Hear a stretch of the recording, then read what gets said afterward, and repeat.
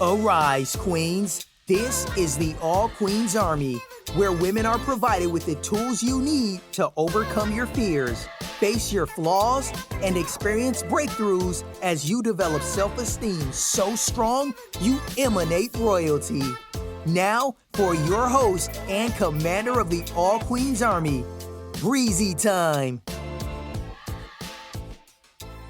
Welcome to the All Queens Army podcast. This is your girl, your host, Breezy Time. I am here today with another dope episode for the Queens. Yes, honey, I'm so excited to be talking to you Queens today. I love to be in your ears because you Queens know you are in my heart, okay? We're at episode 58, season 3. How exciting is it that we are actually this far into season 3 and I'm actually starting to create content and get ideas for season 4. Okay, so Queens, if you've been listening to the All Queens Army podcast and you have some suggestions for some topics, make sure you shoot them to me. You can DM me on Instagram. You can email me. I'll give out my email address at the end of the episode, but make sure you reach out and give me some suggestions because I want to be talking about the shit that you want to hear, okay? Okay, Queens. So today we have a really nice episode where we're talking about how to rebuild self-confidence, okay? As you Queens know, we have been talking about self-love, self-worth, self-esteem,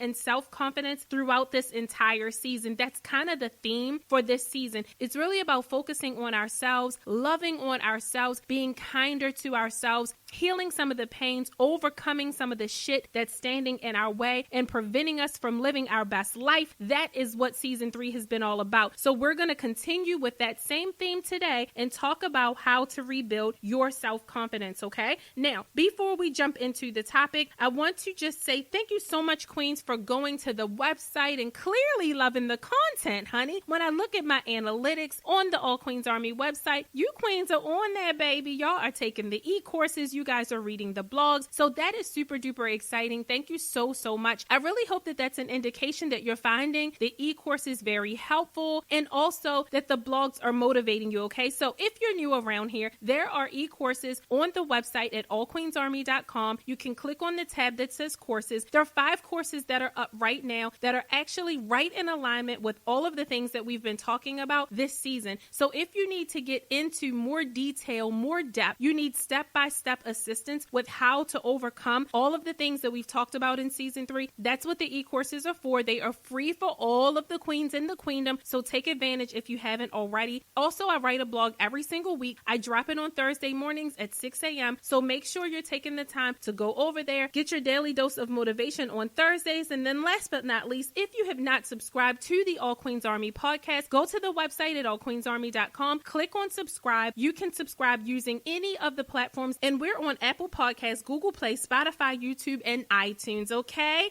Okay, Queens, so let's get started and talk about how to rebuild your self-confidence. First and foremost, I want to talk about the fact that so many women struggle with their confidence, okay? So many women, myself included. There's so many opportunities for our confidence to get bruised nowadays, especially with social media, honey, and everybody looking perfect, acting perfect, carving out pictures and content of their lives to show perfection, honey. And as women, we are so hard on ourselves. Oh my goodness, Queens, we self-criticize a lot. We're our own worst critics. I mean, we literally beat ourselves up. When I sit back and I observe and I read comments and I go to some of the Queens pages on social media and talking to women daily, just in my comings and goings, I hear it all the time. Tons of self-depreciating comments, tons of self-critiquing, so much lack of patience for ourselves, so little compassion for ourselves. We literally beat ourselves down. And Queens, I just want you Queens to understand and know that self-criticism has been normalized in our society, okay? You hear and see so many people talking about what it is that they need to work on, what it is that they need to fix. Everyone is always so eager to talk about what they do that they need to do better, or what about themselves they need to fix, or what about themselves isn't where it needs to be. It's almost like we lead into conversations with that perspective. We lead in conversations conversations about our flaws. We lead in conversations about the things that we need to work on, okay? Now, it is absolutely healthy to be aware of our flaws. It is absolutely healthy to be aware of the things that we need to work on, okay? But those are the things that we just need to work on. We do not have to identify who we are with that shit. It doesn't define who we are. It doesn't mean that that's who we are. We don't have to announce it every time we meet someone. We don't have to say it in every conversation. We don't have to shine a big bright fucking light on it and remind the world that that's something that we aren't happy with within ourselves. We don't have to do that. Whatever it is that you're working on within yourself, whatever flaws you have that you're working on, you don't have to address the entire world about it all the time. You can work on those things between you and you. You queens will hear me say that a lot. Your healing, your growth, and your evolution, that is something that is handled between you and you. Nobody else needs to be a part of that conversation at all, okay? So just be careful with going overboard with the self-criticism, okay? And this I can tell you for sure. There are going to be plenty of people out there who are waiting to beat you up. There are going to be plenty of people out there who are waiting to put you down. There are going to be plenty of people out there who are waiting to criticize, who are waiting to give their opinion, who are waiting to talk shit, who are waiting to be condescending. You're going to get enough of that as it is, okay? And you actually need to be strong enough in your confidence. You need to be secure enough in your self-esteem that all of that outside shit doesn't impact you, okay? So you don't need to do it to yourself. It's already going to happen outside of you. So I just wanted to throw that out there, queens, and bring some awareness to the fact that so many of us self-critique. We do it a lot. And again, to a certain extent, it's good that we're aware, but when we do anything too much, it becomes a problem. And if you're doing that, queen, all you're doing is having negative conversations with yourself about yourself. And one thing I can tell you is that yourself is listening and yourself starts to believe that shit. So stop doing that because you're killing your own confidence. You don't even need anybody else to do it. You're doing it yourself, okay? Don't be your own worst enemy and don't self-sabotage, okay? So just be aware of that. So the next thing I want to go into is understanding the foundation of lack of confidence or bruised confidence. The foundation of that is an issue with your self-esteem. That's where lack of confidence comes from. And people who lack self-confidence can start to judge themselves a lot. Remember, self-criticism, and then also start to feel inferior to other people, feeling like someone is on a higher level than you, feeling like you're not on the same playing field as another person. That's one of the side effects of having a lack of self-esteem. I want you queens to be careful and really take this seriously, and also keep in mind that sometimes your lack of self-confidence may not be an overall issue, meaning you just walk around in life and you're not confident about anything, right? You're a ball of insecurity.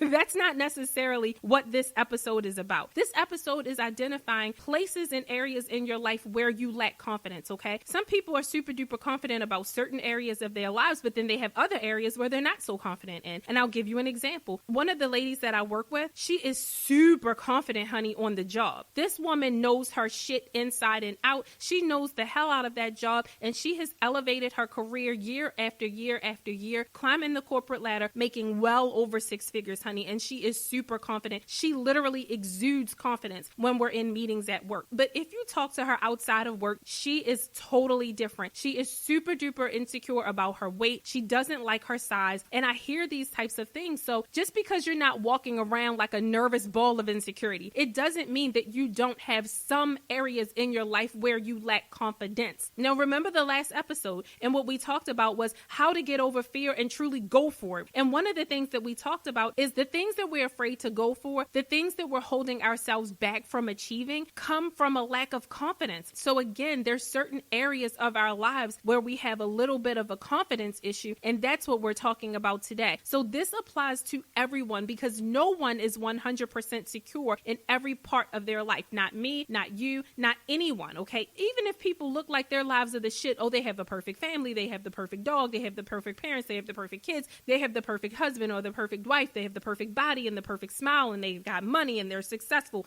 I'm telling you, even those people have insecurities. Even those people lack confidence in some area of their lives, okay? So I want to explain to you, queens, why it's important to work on these things, even if it's not a blaring, huge, big red flashing light in your life that you're lacking confidence. There's some areas that you can work on, and let me explain to you why it's important for you to identify these areas and work on them, okay? One of the side effects that you could experience if you don't resolve your confidence issue, you could become super sensitive to rejection and super sensitive to criticism. Now, let's be clear. Most of us are sensitive to rejection, and most people are sensitive to criticism because you feel like you're not accepted. You feel like you're not good enough, or you feel like people are attacking you, right? You feel like people are coming at your neck. So nobody enjoys it, okay? So when I say that you can become super sensitive to it, what I mean is you actually become paranoid. You start to see signs of potential rejection, and then you get nervous, and then you start reacting as if the person has already rejected you. Or you start seeing signs or start hearing a tone like someone's trying to criticize you, and then you get super duper defensive, and then you start kind of attacking that person or lashing out at that person. Or someone may say something negative, or it sounds like they're getting ready to go in a direction of saying something negative, and you kind of get super duper defensive, okay? The bottom line is it makes you paranoid. It makes you start to think that people just don't like you. It makes you start to think that people judge you. It makes you start to think that people are criticizing you. It makes you start to think people are talking about you, that people are talking behind your back, that people just don't like you. They don't like what you do. The sensitivity and the paranoia skyrocket. And here's why. This is a very unpopular opinion, but here's why. Because when you self-criticize, when you self-critique all the time, when you're constantly and readily identifying your issues and your problems and the things that you need to work on, you start to create a perception of yourself. And remember what I said, you are listening to you. So when you say all of those things, you start believing those things about yourself. When you start to believe those things about yourself, you have that perception of yourself, and you assume that other people have that perception about you as well. It's like that phenomena of people saying people wear rose-colored glasses. What you believe about you is what you think other people are going to believe about you. And that's why it's paranoia. Because the truth of the matter is other people have their own perception of you, their own opinions of you, and it may not even match what you think about yourself. So when you start criticizing yourself because you have a lack of confidence, or even if you're not criticizing yourself, right? But if that lack of confidence exists somewhere within your psyche, in some area of your life, it could potentially make you start to respond to people in a paranoid way,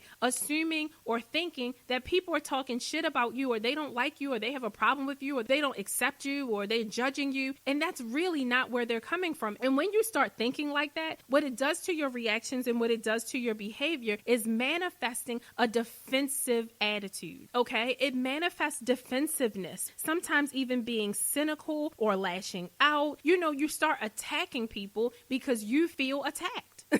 I know it sounds crazy, but it's the truth. You feel attacked. Sometimes maybe people genuinely are attacking you or criticizing you or saying something negative about you. But here's the bottom line. If you didn't already believe the negative shit that people are saying about you, if you didn't already feel some kind of way about the judgments and all of that shit that other people have to say and about their opinions, if you didn't believe it, it wouldn't bother you. If there were no truth to it, it wouldn't bother you. You wouldn't feel triggered. You wouldn't feel angry. You wouldn't get defensive. You wouldn't start being cynical, and you wouldn't lash out. You wouldn't want to curse the person out, right? You wouldn't even confront the issue. You wouldn't address it. You wouldn't even hear it. It wouldn't even touch you. You're elevated so high that the low-level shit that people say can't reach your ears. So in a nutshell, if you are struggling somewhere in your life with a lack of confidence, it means that that area of your life is constantly being triggered by outside influences. Constantly. And you have no control over it because you're making yourself vulnerable because you're super paranoid and you care too much about what other people say. So be careful of that, queens. That's one of the biggest reasons why I believe that we should be working on our confidence, queens, is so that we are not triggered by other people's opinions all the time, because everybody has an opinion. They're like assholes. Everybody has one. Everyone has an opinion, and everyone's entitled to their opinion. And most of the time people are going to voice their opinion, whether you ask them for it or not.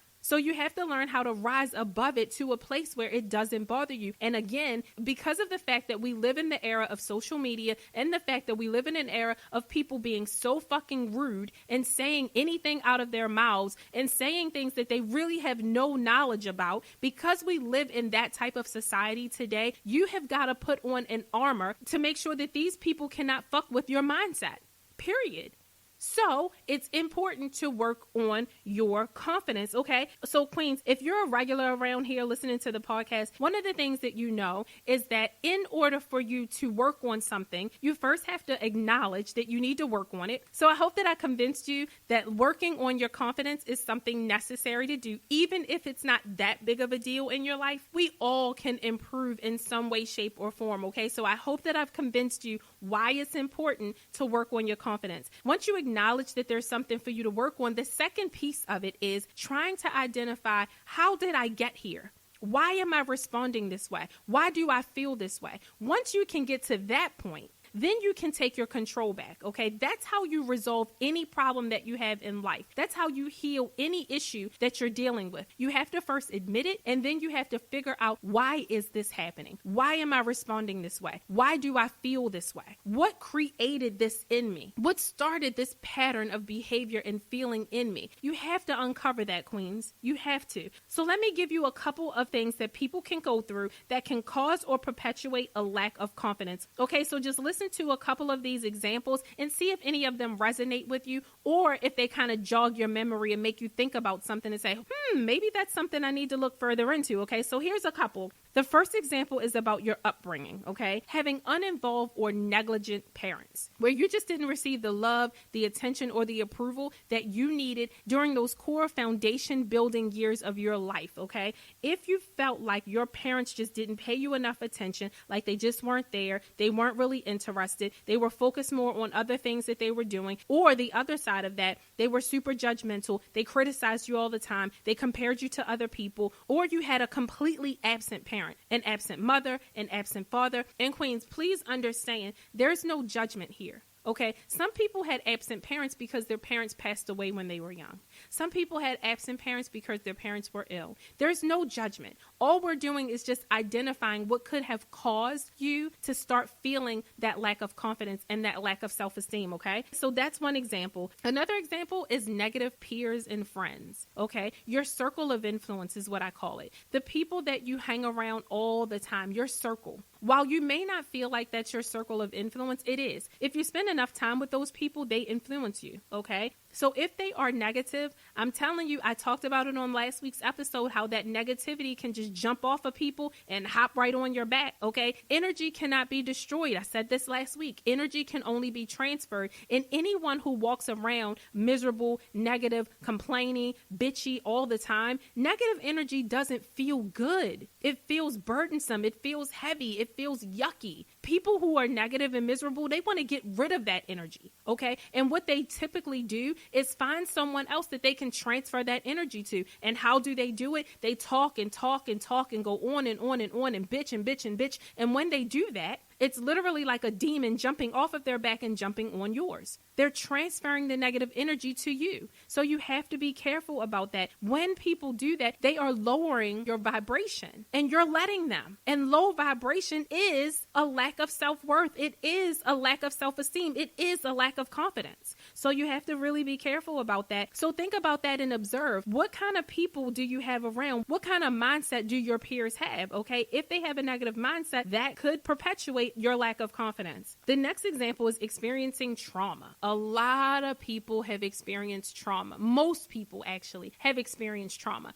A lot of women don't always see the things that they've experienced that truly are trauma as trauma. And that happens because we're so fucking strong and we deal with things so gracefully that because we're not walking around a hot ass mess, we think that, oh yeah, it was something that happened and I got over it. Sometimes you have to pay attention to some of the things that happen because they do create an emotional trauma. And if you just kind of deal with it and you keep going because you've got responsibilities and shit that you've got to do and you didn't properly handle it, it traumatizes you. And that trauma can sometimes kill your confidence, okay? All right, here's another one. Body image. Body image is huge, huge, huge. Luckily in our society right now, all different body types are being celebrated. So that's actually a great thing. That is such a move forward for women, which is super awesome. However, if you're my age, I'm 40. When we grew up, it was super cool to be super duper skinny. That's what you saw on TV. That's what you saw in the magazines. Women were super duper skinny. So the examples of beauty and sexiness that we saw growing up were totally different from the examples of beauty and sexiness that kids are growing up with today. If that is what you saw, it may have created some body images within you. You may have had someone to tell you were fat when you were little. You may have had an ex-boyfriend or ex-girlfriend who talked shit about your weight. Okay. So your perception of your body image can perpetuate your lack of self-confidence. So, okay, just another thing to keep in mind.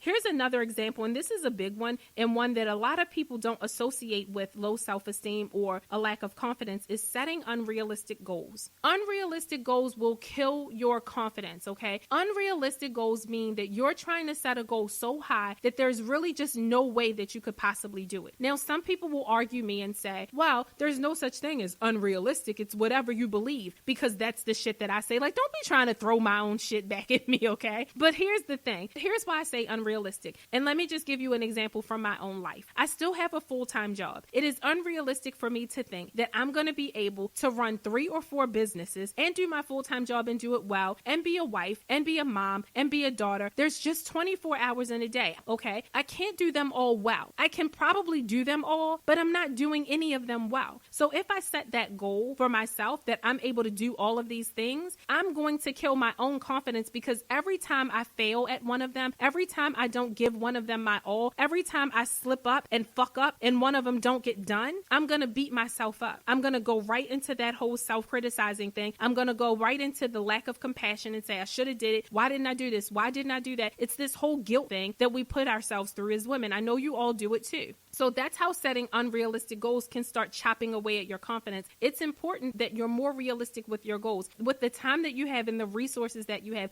don't make your goals so big that it's impossible for you to reach, okay? Okay, here's another example. Negative thought patterns. So we already really covered the negative thought patterns thing. Negative thought patterns is just focusing on the negative, focusing on your shortcomings all the time and focusing on your flaws all the time. If you put your focus on all negative shit, all you're going to do is manifest all negative shit. The universe is just going to prove you right every single time. So if that's the way you think, you're never really going to think that highly of yourself, because you don't allow yourself to think that highly of any damn thing. Okay, so that's another example. And here's the last example I'm going to give you. If you've made previous bad choices. I talked about this a little bit last week as well. Sometimes when you make bad choices, you make mistakes, you have some regrets, we don't let it go. We just keep harping over it, and then we build up this fear of going through it again or dealing with it again. So what happens is that perpetuates a lack of confidence, because what it means is I'm so afraid to mess up again. I'm so afraid to slip up again. I'm so afraid to make that mistake again. You're not confident in what you're doing going forward because you're so busy worried about how you messed it up or how you fucked it up the last time, okay? All right, so now let's get to the point where we talk about how do we overcome this? How do we start to rebuild our confidence? How do we work on our self-esteem? How do we fix this? Now, keep in mind, queens, there is an e-course that's out there that's all about self-love. You can absolutely tie that into this. So if you don't get enough action items from this podcast episode, head on over to the e-course if you haven't taken it already, and it'll give you a super deep dive, and you can go at your own pace and you can work on this on your own, okay? Okay, so here's a couple of tips as to how you can start to rebuild your confidence and your self-esteem. The first thing is stop listening to your inner critic. So remember, that's what we opened the episode with, is the self-criticism. Just stop doing it. You really have to make a commitment to yourself to no longer do that to yourself. It is self-sabotaging, all right? Okay, second tip, start practicing self-compassion. Self-compassion is you being patient with yourself. Being patient with yourself and forgiving yourself and understanding that you are not perfect. Understanding that you're going to mess up sometimes. Understanding that you're going to make mistakes. Understanding that there are lessons that you need to learn. Being more understanding and more patient and more gentle with yourself. Okay, that is what self-compassion is. Next one is live up to your own standards. This is actually one of my favorites, okay? And it's my favorite because so often we expect people outside of us to do things for us and to make us feel a certain way, but we're not even doing those things for ourselves. We're not even making ourselves feel the kind of way that we expect other people to make us feel. And I'll give you an example of that. There's a young lady that I know. She's super duper sweet. I love her so much. I haven't talked to her in a while, but I absolutely adore this young lady. And she kept telling me all the time that she was looking for a guy who would compliment her. She loved compliments. She just wanted this guy to tell her all the time how beautiful she was, how pretty she was, how cute she was, how cute her outfit was, how cute she looked that day. And I said, oh, that is so, so sweet. I mean, what woman doesn't relish in compliments, okay? What woman doesn't want a man to tell her how beautiful she is all the time and how sexy she is and her outfit is cute and he loves her new hairstyle? What woman doesn't want that? But again, queens, remember, anything that is done to an extreme indicates that there's something else going on there. So after about the third or fourth time that I heard her say that this is just something she needs, it's like a requirement for a relationship, I questioned and said, do you feel like you're pretty? Do you think you're cute? Do you love your outfits? Do you love your hair? When you look at yourself in the mirror, do you look at yourself and say, damn, baby, I look the fuck good, honey? Do you feel that way about yourself?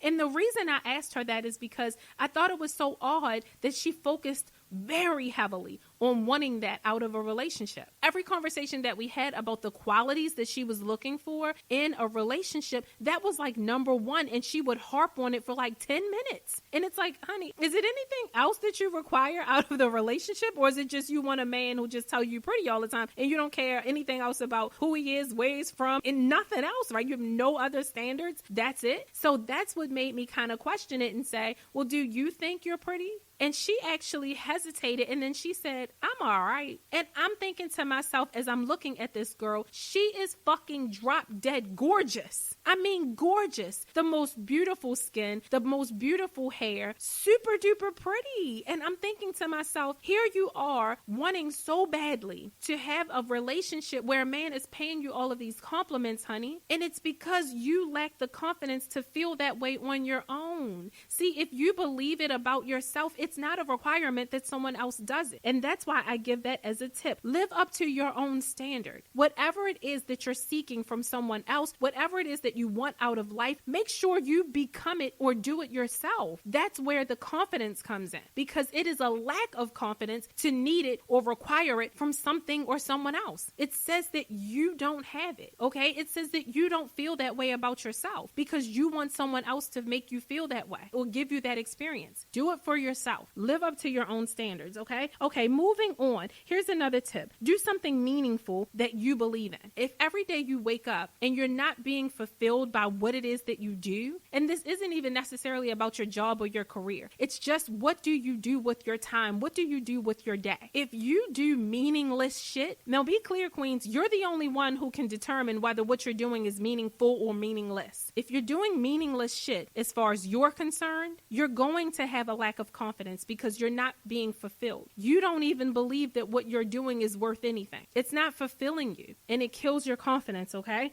One more, and probably the most important. Get help or therapy for your traumas. If you have experienced a major trauma that killed your confidence at some point in your life or bruised your confidence at some point in your life, if that is your story and that is your experience and you do not know how to deal with it and how to heal from it, get some therapy, okay? Get help. There is so much help out here nowadays. As a matter of fact, if you need some help from a therapy perspective, I'll put on the website some resources, some therapists that I know personally that you queens can reach out to for some help, okay? It's very, very important that you get help because some things that have happened to us queens may be just beyond what we are capable of overcoming on our own. And if you feel like you've tried, if you feel like you've made every attempt, if you feel like you've made every effort, then it's time for you to seek some help, okay? Okay, queens. So with that being said, I hope you enjoyed today's episode. I hope you got something out of it. You queens know I love you so much. I do. I love you so much. You queens are so freaking dope and so freaking awesome. I am so grateful and so thankful that you queens are here and you're listening to the podcast and you're supporting the platform and you're sharing the content. Thank you so much. I've asked you queens to share the content and you're doing it. Thank you so much. If you haven't shared the content with another queen out there who could use some motivation, some uplifting, some healing, please do. You can share the Facebook page, the Instagram page. You can share one of the podcast episodes. You can absolutely share one of the blogs. You can share one of the e-courses. I'm just saying, honey, help a sister out, okay? All right, queens, I love you so, so much. If you want to reach out to me, if you want to talk to me, if you have a topic for a podcast episode for season 4, you can reach me at breezy@allqueensarmy.com. That is BREIZY at allqueensarmy.com. I love you so much, queens. I hope you have an amazing, amazing day, and I will talk to you next week. Bye. Thank you for listening to the All Queens Army podcast. If you want to connect with Breezy Time and the All Queens Army, be sure to follow them on IG and Facebook at All Queens Army. Or head over and check out the All Queens Army YouTube channel. Until next time.